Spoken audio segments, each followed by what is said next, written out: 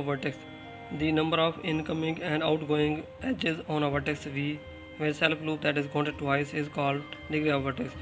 Mean किसी भी vertex पर नंबर ऑफ जो एजेस पास इनकमिंग और आउटगोइंग एजेस पास हो रहे होते हैं उनको हम क्या उनकी तादाद जो होती है उसको हम क्या कहते हैं, डिग्री ऑफ वर्टेक्स कहते हैं। ठीक है ना।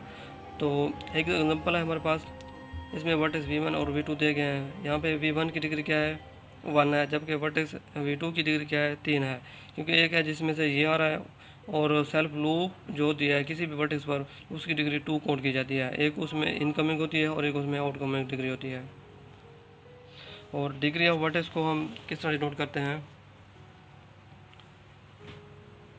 इस तरह भी लिख सकते हैं DEGV एंड इस तरह भी लिख सकते हैं, और इस तरह भी हम डिग्री ऑफ ग्राफ हम डिनोट कर सकते हैं।